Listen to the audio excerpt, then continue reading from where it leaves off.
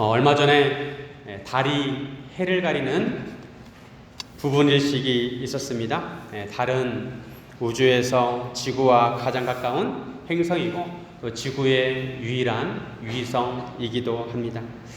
달은 하늘에서 해 다음으로 커 보입니다. 우리가 해는 똑바로 쳐다볼 수 없지만 달은 우리가 가만히 바라볼 수가 있습니다. 그런데 특이한 것은 달의 자전과 공전이 같기 때문에 우리가 달에 똑같은 면만 본다는 것입니다. 옛날 사람들은 달에 토끼가 있다고 그러는데 우리가 항상 토끼 그림만 보고 있는 것입니다. 달의 뒷부분은 우리가 지구에서 볼 수가 없습니다. 달의 뒷면은 가려져 있기 때문입니다. 달의 뒷면을 보고 싶어도 지구에서는 볼 수가 없습니다. 달의 뒷면과 마찬가지로 사람들도 보여지지 않는 부분들이 있습니다. 남들에게 보여주고 싶지 않은 부분들, 또 숨기고 싶은 것들, 나만 알고 있는 은밀한 부분들이 있습니다. 이런 부분들은 우리 인생의 어두운 부분이라고 할 수가 있습니다. 만약 이런 부분들이 다른 사람들에게 알려진다면 낯뜨겁고 수치스럽고 부끄러워서 몸둘 바를 모를 것입니다. 우리가 예수님을 믿는다고 하지만 그렇다고 우리가 완전한 삶을 사는 것은 아닙니다. 우리가 예수님을 처음 인격적으로 만날 때 우리의 죄를 고백하고 회개합니다. 그럼에도 우리 인간은 연약해서 알게 모르게 주님 앞에서 부끄러운 죄를 지을 때가 있습니다. 이럴 때 우리는 어떻게 해야 할까요? 감사한 것은 우리가 죄를 고백하면 주님께서 우리의 죄를 용서해 주신다는 것입니다.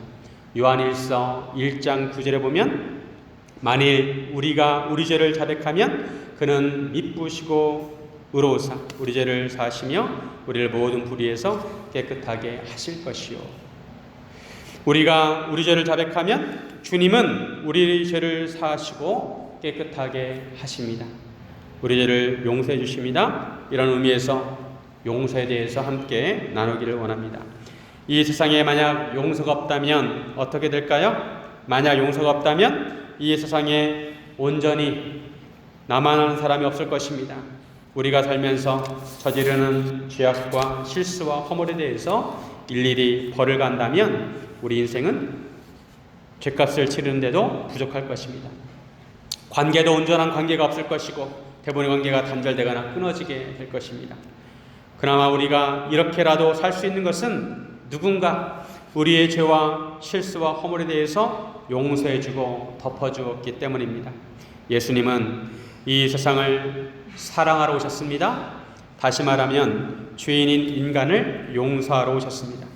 죄로 오염된 인간들은 하나님을 제대로 알아보지 못할 뿐만 아니라 하나님의 뜻을 제대로 파악하지 못하였습니다. 인간들은 진리를 알지 못하였고 예수님을 기다리고 있었지만 예수 그리스도를 알아보지 못했습니다. 유대인들은 오히려 예수님을 제대로 알아보지 못하고 예수님을 잡으려고 하였습니다. 오늘 본문에서도 유대인들은 예수님을 걸고 넘어뜨리려고 합니다. 유대인들의 예수님에 대한 공격이 점점 수위가 높아집니다. 예수님께서 초막절 명절을 보내시고 감난산으로 가셨습니다. 감난산에서 기도하며 지내셨을 것입니다. 그리고 그 다음날 아침이 되어서 다시 성전을 찾아오십니다. 예수님께서 초막절에 워낙 화제의 인물이셨기 때문에 예수님 주변으로 사람들이 모여들었습니다. 예수님께서 자리를 잡고 앉으셔서 그 사람들에게 가르치시기 시작했습니다. 잔잔한 예수님의 음성이 성전뜰을 가득 채웠습니다. 사람들은 조용히 예수의 말씀에 귀 기울이고 있었습니다. 그때 갑자기 소란스러운 일이 벌어졌습니다. 저쪽에서 울부짖는 한 여자를 데리고 한 무리가 들어오고 있었습니다. 예수님께 다가왔습니다. 그 사람들이 이 여자를 예수님 앞에 세웠습니다. 그리고 그 여자 주변에 둘러섰습니다. 그 사람들은 바로 서기관들과 바리새인들이었습니다. 이 사람들은 예수님께 이렇게 말합니다. 선생이여, 이 여자가 간음하다가 현장에서 잡혔나이다. 모세는 율법에 이러한 여자를 돌로 치라고 명하였거니와 선생은 어떻게 말하겠나이까. 서기관들과 바리새인들은 이 사건을 어떻게 처리할지 궁금해서 예수님께 순수하게 물어보는 것이 아니에요. 이것은 유대인들이 예수님을 고발하려는 음모였습니다. 예수님을 시험하는 것이었습니다. 예수님 앞에는 은행 중에 잡혀온 여자가 있었고 그 주변을 유대인들이 둘러싸고 있었습니다. 서기관들과 바리새인들은 날카로운 눈빛으로 당장이라도 덤벼들 것처럼 공격적으로 예수님을 바라보고 있었을 것입니다. 예수님은 이런 상황에서 어떻게 하셨을까요? 결론부터 말하면 예수님은 이 가늠하다 잡혀온 여자를 정죄하지 않으십니다. 그녀를 용서해 주십니다. 우리는 오늘 본문을 통해 예수님의 용서는 어떤 의미가 있는지 함께 나누기를 원합니다. 용서는 사람과의 관계에서 용서도 있지만 오늘은 예수님과의 관계에 있어서의 용서를 주로 생각해 보고자 합니다. 첫째, 주님의 용서는 생명을 존중하는 것입니다. 예수님께서는 모든 생명을 소중히 여기십니다. 상한 갈대도 꺾지 않으시고 꺼져가는 등불도 끄지 않으십니다. 예수님은 죄악 가운데 있는 인간을 구원하시고 영생을 주시러 오셨습니다. 그런데 유대인들은 이런 예수님의 은혜를 무시하고 예수님을 넘어뜨리려고 하였습니다. 서기관들과 바리새인들은 예수님께서 빠져나갈 곳이 없다고 생각했을 것입니다. 만약에 예수님께서 가늠하다 잡혀온 여자를 돌로 치라고 한다면 그것은 모세의 율법을 지키는 것이 되지만 반면에 로마의 법을 어기는 것입니다. 당시 이스라엘은 로마 식민지였기 때문에 함부로 사형을 시킬 수가 없었습니다. 사형을 시키려면 로마의 허락을 받아야 했습니다. 더군다나 그 여자를 돌로 치라고 한다면 그동안 예수님의 이미지와 맞지 않았습니다. 예수님은 죄인들의 친구로 불릴 정도로 당시 유대인들이 부정하게 여기는 세리와 창녀에게도 스스럼없이 다가가셨습니다. 예수님은 대제사장과 장로들보다 세리와 청녀가 먼저 하나님의 나라에 들어갈 것이라고 말씀하셨습니다. 예수님은 약체의 편에 서셨습니다. 이로 인해 대중들로부터 인기가 많았습니다. 만약에 여자를 죽이라고 한다면 예수님을 지지했던 많은 사람들이 떠나가게 될 것입니다. 그래도 예수님을 지지해 준 사람들이 있었기에 바리새인들이 함부로 예수님을 잡아갈 수가 없었습니다. 한편 예수님께서 여자를 살려주라고 한다면 서기관들과 바리새인들은 예수님이 모세율법을 어겼다고 공격할 것입니다. 레위기 20장 10절에 보면 누구든지 남의 아내와 간음하는 자 곧 그의 이웃의 아내와 간음하는 자는 그 간부와 음부를 반드시 죽일지니라.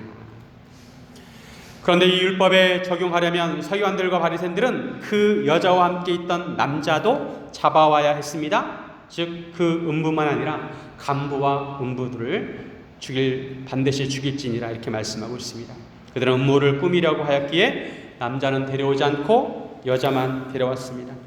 이 순간에 예수님께서는 몸을 굽히시고 손가락으로 땅에 쓰십니다. 예수님께서 땅에 한참 동안 쓰실 때 주변에 있던 사람들은 묻기를 맞이 아니하였습니다. 예수님께 어떻게 할 것이냐고 다그치며 계속해서 물었습니다. 그 중에 예수님을 비아냥거리는 소리도 있었을 것입니다. 이때 예수님께서 일어나서 말씀하십니다. 너희 중에 죄 없는 자가 먼저 돌로 치라. 그리고 예수님은 다시 몸을 굽혀 손가락으로 땅에 쓰셨습니다. 이 부분에서 많은 사람들이 궁금해합니다. 예수님께서 무엇이라고 땅에 쓰셨을까? 어떤 사람은 예수님께서 십계명을 쓰셨다고 추측하는 사람도 있고 또 어떤 사람은 그 주변에 있는 사람들의 이름을 하나하나 적으면서 그 이름에다가 죄목을 쓰셨다는 사람도 있습니다. 예수님께서 무엇이라고 쓰셨는지는 알 수가 없습니다. 다만 예수님께서 땅에다 손가락으로 무엇인가 쓰셨다는 것입니다. 그런데 놀랍게도 방금 전까지만 해도 그렇게 으르렁거리던 사람들이 하나둘씩 그 자리를 떠나갔습니다. 이렇게 해서 예수님은 그 여인의 생명을 살리려 하셨습니다. 서기관들과 바리새인들은 예수님을 넘어뜨리기 위해서 여자를 이용한 것입니다. 그들은 자기들의 정치적인 목적을 달성하기 위해서 여자의 목숨은 아랑곳하지 않았습니다. 그러나 예수님은 비록 가늠하다가 잡힌 여자라더라도 그의 생명을 소중히 여기셨습니다. 예수님께서 이 세상에 오신 것은 생명을 주시기 위함입니다. 요한복음에서는 처음부터 예수님에게 생명이 있음을 말씀하고 있습니다. 요한복음 1장 4절 말씀. 그 안에 생명이 있었으니 이 생명은 사람들의 빛이라. 예수님 안에 생명이 있다고 말씀하고 있습니다. 예수님은 사역하면서 예수님 자신을 소개하실 때도 항상 나는 생명이다 이렇게 강조하셨습니다. 나는 생명의 떡이다. 나는 부활이요 생명이니 나는 길이요 진리요 생명이다. 항상 이렇게 말씀하셨습니다. 예수님은 이 세상에 생명을 주시러 오신 것입니다. 생명을 살리러 오셨습니다. 예수님께 비록 죄인이라더라도 그 생명을 소중히 여기신 것처럼 우리도 생명을 소중하게 여겨야 하는 것입니다. 자신의 생명뿐만 아니라 다른 사람의 생명도 존중해야 한다는 것입니다. 생명은 하나님께서 주신 것입니다. 이 세상 사람들은 생명을 죽일 줄은 알지만 생명을 창조하지는 못합니다. 인간은 죽음에 익숙하지만 영생에 미숙합니다. 인간의 생명은 하나님께 주신 생명을 다만 이어받을 뿐입니다.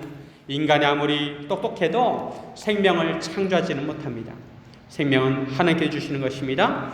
하나님께서 우리에게 영생을 주시려고 예수님을 보내주셨습니다. 예수님은 한 생명이라도 소중하게 여기십니다. 그러므로 우리도 생명을 소중히 여겨야 하는 것입니다. 어떤 생명이든 생명을 귀하게 여겨야 합니다.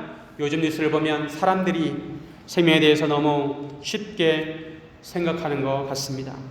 미국에서는 얼마 전에 인종차별로 인해서 큰 이슈가 되었습니다. 경찰이 흑인을 진압하다가 숨지게 한 사건이 계기가 되어서 Black Lives Matter라는 구호가 전 세계에 퍼지게 되었습니다. 흑인의 생명도 소중하다는 것입니다. 흑인은 예전에 주로 노예였기 때문에 아직도 흑인을 함부로 대하는 악습이 남아있다는 것입니다. 얼마 전에 우리나라에서도 9살짜리 아이를 여행 가방에 넣고 학대해서 숨지게 한 사건이 있었습니다.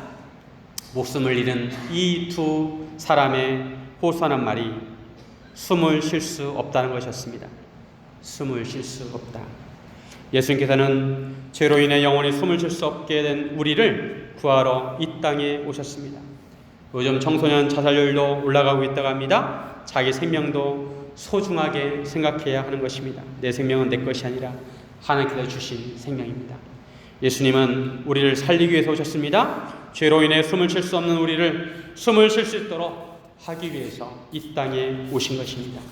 사랑하는 성도 여러분, 예수님처럼 생명을 소중히 여기시기를 주님의 이름으로 축원드립니다. 둘째로, 용서의 최종 결정권자는 예수님이십니다. 최종적으로 예수님께서 용서를 하셔야 합니다. 예수님께 용서하지 않으시면 다른 용서는 아무 소용이 없습니다. 예수님께 주시는 용서가 참 용서입니다. 예수님께서는 우리의 죄를 용서해 주시러 이 땅에 찾아오셨습니다. 그리고 누구든지 예수님을 믿는 자에게 죄 사함을 주십니다. 지금도 우리가 예수를 믿으면 죄 사함의 은혜가 우리에게 미치게 되는 것입니다. 골로새서 1장 14절, 그 아들 안에서 우리가 속량 곧 죄 사함을 얻었도다. 우리가 우리의 죄를 주님께 고백하면 주님께서 우리의 죄를 용서해 주시고 모든 불의에서 우리를 깨끗하게 하십니다. 정말 놀라운 은혜입니다. 우리가 아무리 죄로 인해서 더러운 옷을 입고 있다 하더라도 예수님께 나아가 고백하면 예수님께서 그 보혈로 우리의 더러워진 그 옷을 깨끗하게 씻어 주신다는 것입니다. 오늘 본문의 상황은 예수님도 위기였지만 잡혀온 여자에게도 위기였습니다. 이제 곧 죽을 위기에 처하게 되었습니다. 이 여자는 간음을 행하면서 자기가 걸리면 죽을 줄 몰랐을까요? 아마도 알았을 것입니다. 간음을 행하는 것은 죽을 죄라는 것을 알았습니다. 그러면서도 죄를 지었습니다. 왜 그랬을까요? 우리 안에 죄의 본성이 있기 때문입니다. 우리는 원죄를 가지고 태어났습니다. 우리 안에 죄성이 있습니다. 육체 정욕과 안목의 정욕과 이생의 자랑의 정욕이 우리 안에 있습니다. 이러한 정욕에 이끌려 살 때 죄를 범하게 됩니다. 걸리면 죽을 줄 알면서도 죄를 짓습니다. 다만 들키지 않기를 바라면서 죄를 짓습니다. 사람들은 범죄를 행할 때 그것이 죄인 것을 압니다. 그런데 비록 그 죄가 밝혀지지 않을지라도 결국 사망에 이르게 되는 것입니다. 그 죄로 인해서. 야고보서 1장 15절에 보면 욕심이 잉태한 즉 죄를 낳고 죄가 장성한 즉 사망을 낳느니라. 욕심, 정욕이 잉태한 즉 죄를 낳고 죄가 장성해서 사망을 낳느니라. 가늠하다 잡혀온 여자는 죽을 위기의 순간에 많은 생각을 했을 것입니다. 자기 자신을 자책을 했을지도 모르고 후회를 했을지도 모르고 두려움에 사로잡혔을 것입니다. 서기관들과 바리새인들이 예수님의 대답을 다그쳤기 때문에 그 여자도 예수의 말씀에 귀 기울였습니다. 예수님께서 뭐라고 말씀하실까? 그 말씀에 자신의 목숨이 달려 있었습니다. 그때 예수님께서 말씀하셨습니다. 7절 말씀 우리 같이 한번 읽겠습니다. 시작. 그들이 묻기를 맞이 아니하는지라 이에 일어나 이르시되 너희 중에 죄 없는 자가 먼저 돌로 치라 하시고, 너희 중에 죄 없는 자가 먼저 돌로 치라. 예수님은 분명히 돌로 치라고 하셨습니다. 이 말씀은 율법을 어긴 것이 아닙니다. 율법에도 돌로 치라고 했기 때문에 예수님께도 돌로 치라고 하셨습니다. 다만 예수님은 전제 조건을 내놓으셨습니다. 너희 중에 죄 없는 자가 먼저 돌로 치라고 했습니다. 그리고 다시 예수님은 몸을 굽혀 손가락으로 땅에 무엇이라고 쓰셨습니다. 그 주변에 있던 사람들은 예수의 말씀을 듣고 양심의 가책을 받았다고 말씀합니다. 그리고 그곳에 있던 사람들이 하나둘씩 떠나갔습니다. 예수님께서 너희 중에 죄 없는 자가 먼저 돌로 치라고 하시자 사람들은 이 말씀을 듣고 양심의 가책을 느꼈던 것입니다. 왜냐하면 그들 자신을 보니까 너무 죄가 많았기 때문입니다. 어른으로 시작해서 젊은이까지 하나씩 떠나갔습니다. 손에 돌을 들고 있었던 사람들도 있었을 텐데 그들도 돌을 내려놓고 돌아갔습니다. 예수님께서 땅에 주변에 있는 사람들의 이름을 하나하나 쓰시면서 그들의 제목을 쓰셨을지도 모릅니다. 한 사람도 예의 없이 그 자리를 떠났습니다. 중요한 것은 그들이 예수님의 말씀을 듣고 양심의 가책을 받았다는 것입니다. 예수님의 권위 있는 말씀에 굴복한 것입니다. 그 중에 죄가 없는 사람이 아무도 없었습니다. 죄 없는 자가 없었습니다. 순서를 보면 어른부터 떠났습니다. 어른부터. 인생하는 것이 세월이 흐르면 흐를수록 저지른 죄악이 쌓여가는 것 같습니다. 죄를 많이 지은 어른부터 젊은이까지. 젊은이도 유예는 아닙니다. 그 자리를 떠났습니다. 심판에 돌을 들 수 있는 사람이 아무도 없었습니다. 우리가 만약 그 자리에 있었으면 어땠을까요? 우리도 떠나야 했을 것입니다.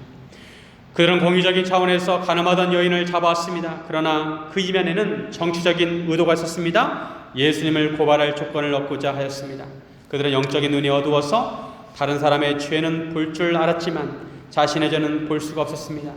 다른 사람의 눈 속에 있는 티끌은 보지만 자기 눈 속에 있는 들보는 보지 못했던 것입니다. 이처럼 영적으로 눈이 먼 그들에게 예수님께서 그들의 죄악을 보게 하신 것입니다. 심판의 돌을 들고 있는 자신들의 모습을 보게 하신 것입니다. 너희가 과연 그런 돌을 들 자격이 있느냐? 가늠하다 잡힌 여자나 그들이나 다 마찬가지로 죄인이었습니다. 이제 그 자리에는 예수님과 가늠하다 잡혀온 여자만 남게 되었습니다. 아직 여자의 죄 문제가 해결된 것이 아닙니다. 이때 예수님께서 말씀하십니다. 10절 말씀. 예수께서 일어나사 여자 외에 아무도 없는 것을 보시고 이르시되 여자여 너를 고발하던 그들이 어디 있느냐? 너를 정죄한 자가 없느냐? 여자가 자기를 정죄하는 자가 없다고 하자 예수님께서도 나도 너를 정죄하지 않는다 말씀하셨습니다. 나도 너를 정죄하지 아니하노라. 예수님께서도 그 여자의 간음죄를 용서해 주셨습니다. 예수님께서는 재판장으로서 여자의 죄를 용서하신 것입니다. 우리는 땅에 무엇이라고 쓰신 예수님의 그 손가락을 주목해야 합니다. 구약에서 하나님께서 모세에게 십계명을 주실 때 돌판에 하나님의 손가락을 기록하셔서 주셨습니다. 바로 그 하나님의 손가락처럼 예수님의 손가락도 그 하나님의 손가락과 같다는 것입니다. 하나님의 손가락은 법을 만드신 손가락입니다. 법을 제정하신 하나님의 손가락입니다. 그처럼 예수님께서 손가락으로 땅에 쓰셨는데 예수님의 손가락도 바로 재판관의 손가락이라는 것입니다. 서기관들과 바리새인들은 예수님을 명목상으로 재판관으로 세우는 척 하였지만 실상은 그들이 재판관이 되고 예수님을 피고로 삼으려고 하였습니다. 그들은 예수님을 모세와 대립시키려 하였지만 예수님은 바로 모세에게 율법을 주신 하나님과 함께 하신 성자 하나님이십니다. 예수님께서는 마지막 심판 때 심판주이시고 인간의 죄에 대해서 최종 결정권자, 심판자이십니다. 그 예수님께서 가늠한 여자의 죄를 용서해 주셨습니다. 사람들은 흔히 자신이 재판관이 되려고 합니다. 사람마다 생각이 있기 때문에 자기 나름대로 사람들을 판단하고 평가합니다. 이 사람은 이렇고 저 사람은 저렇고, 이 사람은 이런 사람이고 저런 사람은 저런 사람이고, 자기 나름대로 평가합니다. 자기 자신이 재판관이 되어서 어떤 사람을 정죄하기도 하고 어떤 사람을 날카롭게 비판하기도 합니다. 오늘 본문의 바리새인과 서기관도 마찬가지였습니다. 하지만 예수님께서는 그들 자신을 되돌아보게 하셨습니다. 그들도 다 하나같이 죄인이었습니다. 가늠하다가 잡힌 여자는 그 죄가 드러났고 그 주변에 있던 자들은 아직 죄가 드러나지 않았을 뿐입니다. 그럼에도 자신들이 재판관이 되어서 예수님을 정죄하려고 한 것입니다. 예수님께서는 그들에게 너희는 재판관이 될 수 없다는 메시지를 주신 것입니다. 너희들도 용서가 필요한 죄인이라는 것입니다. 예수님만이 최종 재판관이십니다. 여러분, 죄 용서를 받아보신 적이 있으십니까? 죄에 대한 용서를 받으면 얼마나 마음이 홀가분한지 모릅니다. 무거운 짐을 지고 다니다가 내려놓는 것과 같습니다. 어렸을 때 정말 큰 잘못을 저질러서 부모님께 죽도록 맞을 줄 알고 긴장하고 있는데 부모님께서 매를 안 대시고 용서해 주시면 갑자기 긴장이 풀리면서 마음에 평안이 찾아옵니다. 더군다나 따뜻한 밥상을 차려주면서 먹으러 가보면 마음속에 감사의 눈물이 나오게 됩니다. 주님으로부터 죄 용서를 받는 것이 이와 같은 것입니다. 평생 무거운 죄의 짐을 지고 살다가 예수님으로부터 죄 용서를 받으면 그 무거운 짐이 벗겨지는 것입니다. 예수님은 아무리 큰 죄를 하더라도 그 죄를 자백하면 용서해 주십니다. 네, 두 가지 문제점이 있습니다. 한 가지는 예수님께서 용서에 대한 최종적인 결정권자이신데 예수님께 사람들이 나가지 않는다는 것입니다. 요즘 상담학이나 심리학에서는 사람과의 관계에 있어서 문제를 해결하기 위해서 스스로 자신을 용서하라고 합니다. 너 자신을 용서해라. 다른 사람에게 용서를 구하라고 합니다. 그러나 이것도 중요하지만 예수님께서도 이웃과의 관계에서 용서를 강조하셨습니다. 사람과의 관계에 있어서 서로 용서를 구하고 용서하는 것은 중요합니다. 그런데 보다 본질적인 부분에 있어서 중요한 것은 우리가 용서의 최종 결정권자이신 예수님으로부터 용서를 받아야 한다는 것입니다. 예수님은 우리의 창조주시고 생명의 주인이십니다. 예수님께 용서를 받으면 그 누구도 정죄할 수가 없습니다. 로마서 8장 34절 말씀, 누가 정죄하리요? 죽으실 뿐 아니라 다시 살아나신 이는 그리스도 예수시니 그는 하나님 우편에 계신 자요 우리를 위하여 간구하시는 자시니라. 우리가 예수님으로부터 용서를 받았기에 그 누구도 우리를 정죄할 수 없습니다. 우리를 위해 죽으시고 다시 살아나신 예수님께서 하나님 우편에서 우리를 위해서 간구하십니다. 물론 우리가 다른 사람에 대해서 잘못을 저질렀을 때 우리는 당연히 그 사람의 용서를 구해야 합니다. 이 말씀은 사탄이 주로 우리 죄를 고발하는데 그처럼 하나님께 고발할 수 없다는 것입니다. 더 이상 사탄이 우리 죄를 고발할 수가 없습니다. 또 한 가지 문제점은 예수님께서 우리의 죄를 용서해 주셨는데 자기 스스로 자신의 죄를 용서하지 않는다는 것입니다. 우리가 주님으로부터 죄 용서를 받으면 주님은 우리의 죄를 기억하지 않으십니다. 그런데 때때로 우리는 우리의 죄를 꺼내서 볼 때가 있습니다. 그리고 스스로 괴로워합니다. 물론 죄를 경계하는 차원에서 자신의 연약함을 잊지 말아야 합니다. 하지만 죄 용서를 받았는데도 죄책감으로부터 스스로 자신을 괴롭힐 필요가 없습니다. 죄 사함에 확신을 가져야 합니다. 그래서 고백한 죄를 깊이 던져놓은 호수에 푯말이 서게 됐습니다. 낚시 금지. 낚시 금지. 하나님께서 용서하신 죄를 다시 꺼내지 말라는 것입니다. 그것은 예수님의 죄사함의 은혜를 믿지 못하는 것입니다. 예수님의 용서를 우리가 염치없지만 감사함으로 받고 믿어야 하는 것입니다. 사랑하는 여러분, 최종적으로 예수님께 용서함을 받고 죄사함의 은혜를 받으시기를 주님의 이름으로 축원드립니다. 셋째로, 용서는 예수님의 십자가를 기억하는 것입니다. 예수님께서는 가늠한 여자를 용서해 주셨습니다. 그런데 그 용서는 우리 편에서는 쉽게 주어지는 것 같지만 예수님 편에서는 그저 주신 용서가 아닙니다. 예수님께서 값비싼 대가를 치르셨습니다. 예수님께서 우리를 용서해 주시는 것은 예수님께서 우리의 죄를 다 짊어지시고 우리 대신 죄값을 받으시겠다는 것입니다. 예수님은 우리 모두의 죄를 다 짊어지시고 십자가에서 우리의 죄를 죄값을 치르셨습니다. 이사야 53장 6절 말씀, 우리는 다 양 같아서 그릇 행하여 각기 제 길로 갔거늘 여호와께서는 우리 모두의 죄악을 그에게 담당시키셨도다. 하나님께서 우리 모두의 죄악을 예수님께 담당시켰습니다. 예수님께서는 우리 죄에 대한 제물, 어린 양이 되셔서 십자가에 달리신 것입니다. 그래서 예수님께서 너의 죄를 사노라 말씀하시는 것은 결코 가벼운 말씀이 아닙니다. 그 죄값을 예수님께서 다 담당하신다는 것입니다. 그런데 중요한 것은 예수님께서 그 여자에게 마지막으로 하신 말씀입니다. 11절 말씀, 우리 같이 한번 읽습니다. 대답하되 주여 없나이다. 예수께서 이르시되 나도 너를 정죄하지 아니오니 가서 다시는 죄를 범하지 말라 하시니라. 예수님께서 뭐라고 하십니까? 다시는 죄를 범하지 말라 하셨습니다. 다시는 죄를 범하지 말라. 예수님께서 이 땅에 오신 목적은 단지 죄사함 때문만이 아닙니다. 하나님의 백성을 하나님의 백성답게 거룩한 백성이 되게 하시고 거룩한 백성으로 살게 하시기 위함입니다. 이 여자가 이 이후에 다시 죄를 짓지 않았을까요? 아니면 다시 죄를 지었을까요? 알 수 없습니다. 하지만 이 여자가 이후로 예수님의 구원의 은혜를 계속 기억했다면 더 이상 죄를 짓지 않았을 것입니다. 죄를 경계하고 살았을 것입니다. 죄 용서를 받았다고 결코 그 죄 자체가 가벼운 것은 아닙니다. 죄는 여전히 우리를 사망에게 이르게 하는 무서운 것입니다. 그런데 현대사회는 죄에 대해서 너무 가볍게 여기는 경향이 있습니다.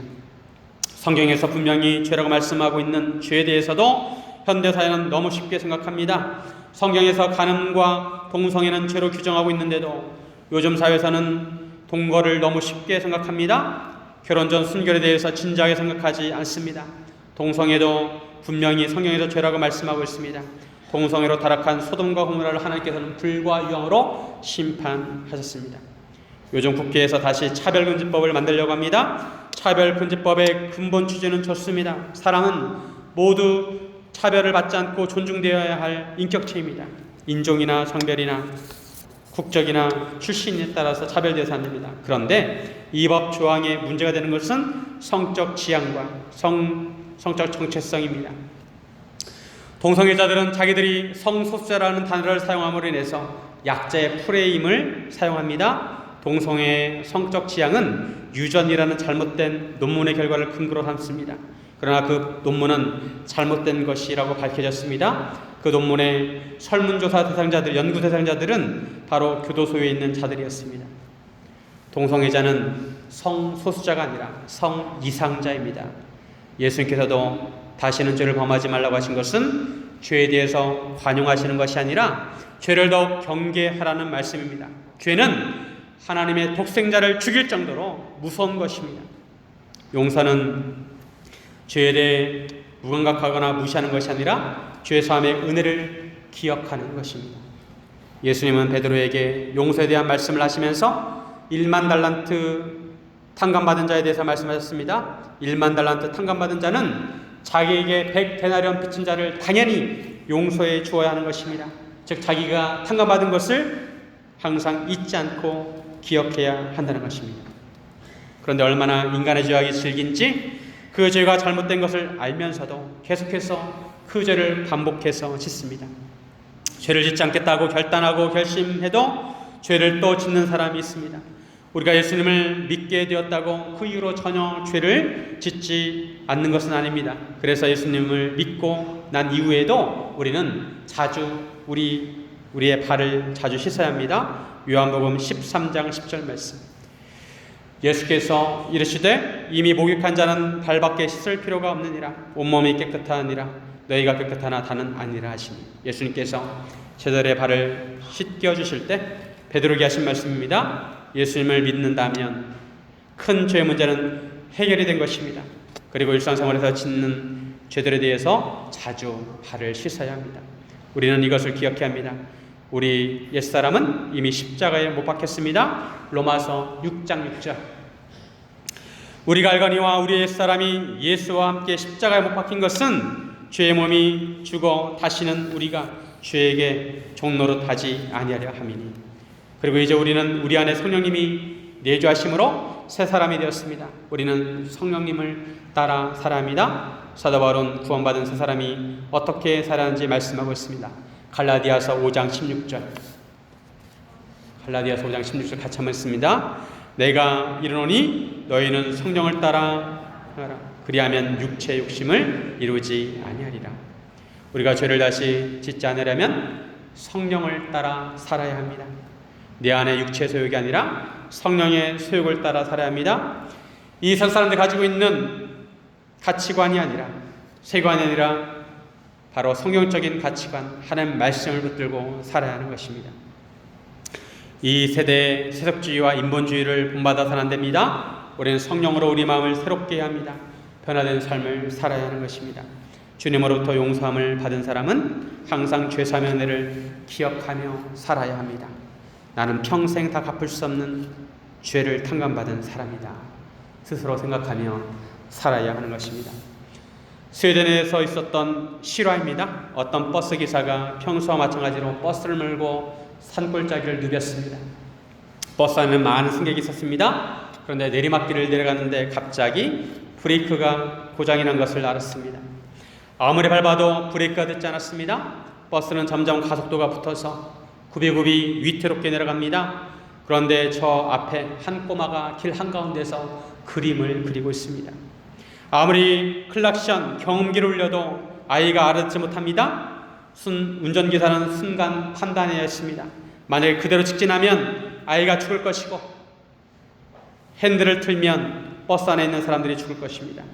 버스 기사는 그냥 직진을 했습니다. 아이를 밀고 지나갔습니다.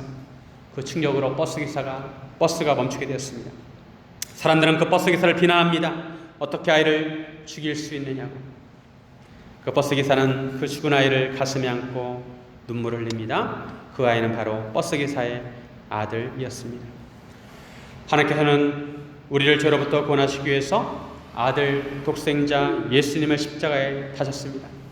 예수님은 우리가 죄사함을 받을 수 있도록 십자가를 지신 것입니다. 우리가 죄 용서를 받은 것은 예수님의 피값 때문입니다. 그러므로 죄 용서함을 받은 사람은 항상 주님의 십자가를 기억해야 하는 것입니다. 오늘 본문에서 죄 용서받은 여자는 나중에 자기를 살려주신 예수님께서 십자가에 달리시는 것을 보았을 것입니다. 자기는 살리시고 십자가에 죽으신 예수님을 평생 마음에 품었을 것입니다. 사랑하는 성도 여러분, 우리 죄를 용서해 주신 예수님께 항상 감사하는 마음으로 십자가를 기억하며 사시기를 주님의 이름으로 축원드립니다. 네, 기도하겠습니다.